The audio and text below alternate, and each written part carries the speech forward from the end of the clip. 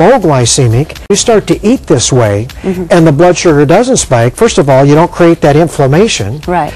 The second of all, you remain more satisfied after that meal and you don't overstimulate the release of insulin, so blood insulin levels stay down and you're more, then you don't set off this uncontrollable hunger.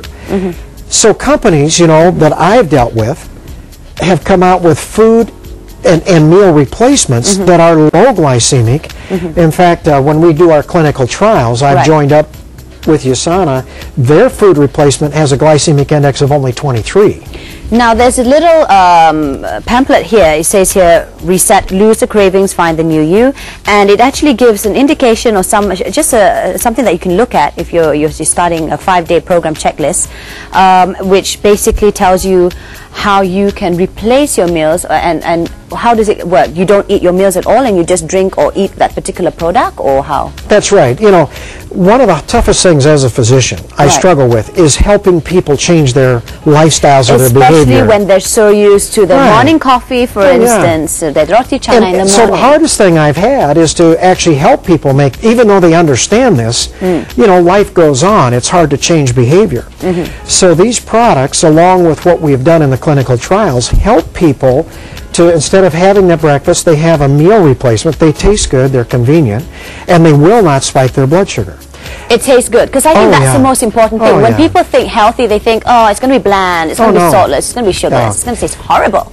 But for this one, no. It doesn't. When we do our clinical trials, we start out, after the 5-day reset, we go to phase 1, which is 2 meal replacement, and then we have 1 regular low glycemic meal. So we've got to teach people how to eat regular food, and then to how to eat snacks that won't spike their blood sugar. But the one complaint we get is, oh, I don't want to drink my meals. But when you go from phase 1 to phase 2, they're doing so well, they're losing weight, they feel good, they have more energy, and they're not going hungry. That's the key. We don't do calories in, calories out. We just are trying to improve insulin sensitivity by a triad of healthy lifestyles. I see. Because that's a problem, because when you tip over in this abnormal metabolic state, you hold on to fat like a sponge holds on to water. That's one of the main reasons diets don't work, and they fail 98% of the time. But for someone who is relatively fit, like our 2 handsome lads earlier on, they don't want to lose weight, they're happy with their body weight. Can someone go for something similar to this program? Sure. It's healthy lifestyles. It's what I call, these are healthy lifestyles. It's just, if you are overweight, you'll lose some weight. If you're not, it's no big deal. But you still want to prevent the damage to your arteries. You want to, it's a healthy lifestyle that just happens to have a side effect of weight loss if you happen to need to lose weight. Now, for those who, let's say, this is probably a 5-day, or some people take it for 12 weeks, for instance. Let's say after that 12-week, you've got what you want, you've got a trimmer or you feel healthy and bouncing. How do you maintain it? Do you continue going for meal replacements, or do you wean yourself in with solid foods but with low GI? The whole goal is to create and firmly establish these new healthier lifestyles, which is a triad that I do in the clinical trials to help people. We get them to exercise modestly, simply walking briskly. That's something I wanted to touch on. You were saying modestly. It says here, it actually says here in this pamphlet, avoid strenuous exercise and athletic activities. Now, why is that so? Because Dr. Kenneth Cooper, who started the exercise craze in the United States, coined the term aerobics, wrote a book in 1994, and he said that over-exercise is dangerous to your health. And I wrote another book, What Your Doctor Doesn't Know About Nutritional Medicine, regarding free radical damage and what I call oxidative stress, or rusting inside. So if you exercise mild to moderately, the number of free radicals you produce go up just a little bit. But if you overdo, it goes up off the wall exponentially and can damage your health. So over-exercise can be dangerous. So we want to do it modestly. When you exercise modestly, like we talked about, you learn to eat in such a way as you don't spike your blood sugar, getting in the good low glycemic carbs, the good fats, and the good proteins, and take what I refer to as cellular nutrition. It is just taking all the nutrients at these optimal or advanced levels that have been shown to provide a health benefit in our medical literature. When you do that triad, when I get my patients to do that triad of healthy lifestyles, they are literally able to reverse this metabolic syndrome and go back to a normal metabolic state. They start releasing fat, their blood pressure comes down. They lose weight around their middle, and they're not trying. My patient says, well, Dr. Strand, what's so hard? about never going hungry, feeling great, having more energy, more focus, Right. Seeing your health parameters improve, and you begin losing weight, and you're not even trying. The reason they're not trying is they're not going hungry, but because of what we do, our goal, to answer your question, yes, we want to get them out. We want to start them out of this glycemic stress, the Right. carbohydrate, what I call addiction or cravings or emotional eating, which is really just spiking your blood sugar. Right. Then we want to move them over to eating regular food. I mean, the goal is to eat, be freed up to eat healthy, delicious food, and then we teach them in that 12 weeks what foods spike their blood sugars, which ones don't. And we just guide them step by step. And in the clinical trials, we just finished a clinical trial at the University of Colorado Medical School where we took 50 participants who had preclinical diabetes. Okay. Every one of them, within 12 weeks, we showed reversed that preclinical diabetic state. Oh. By just doing this triad of healthy lifestyles. Because we're going at the root cause, which is insulin resistance.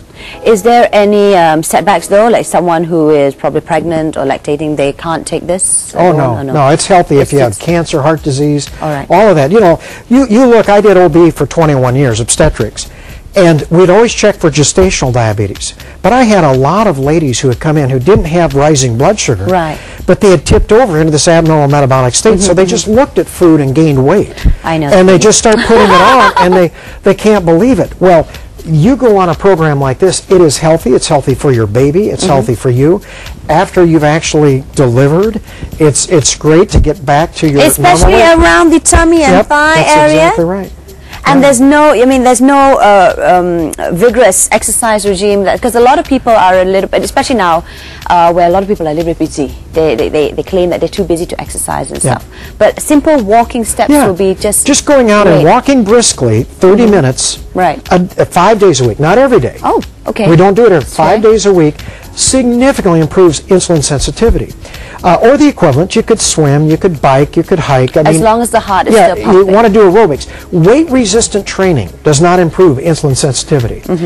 But you take a well-trained athlete, right. It doesn't matter what their sport is, they don't have this insulin resistance. They're thin, and in my practice, I get out a tape measure, just like your gentleman was over here. Yes, we were playing around with it earlier. And measure their waist, because that is what we find. All right, so this is how you can maintain your health, reset your healthy lifestyle by basically having this. What is this? Can you just... This is the reset. This is the jump start. This is kind of the boot camp to get people, like I said, lifestyles are hard to change.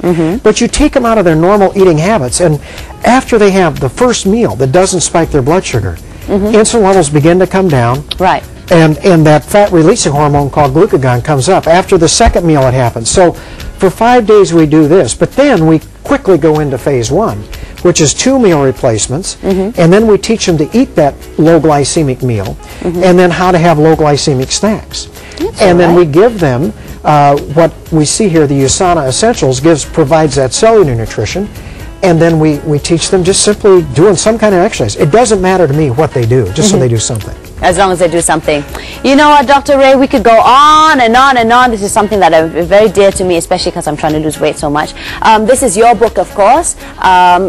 I'm not quite sure if it's being sold here in Malaysia. Yes, it is. It is, okay. It is being sold. Healthy for Life by Ray, Dr. Ray, of course. So if you want to get this, head down to your nearest, I think it's in the MPH or any of our local bookstores.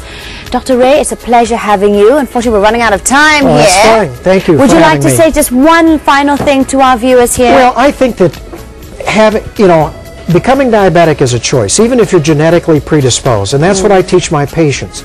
That this is a choice. If you want to make these healthy lifestyle changes, even if you have a mother or sister or brother that has diabetes, you do not have to become diabetic. 90% of the time you can prevent it. All right then. Thank you so much, Doctor. Thank you so much. And of course, be healthy, reset your lifestyle. It isn't too late. We'll be back on The Breakfast Show, the show worth waking up for. See you in a bit.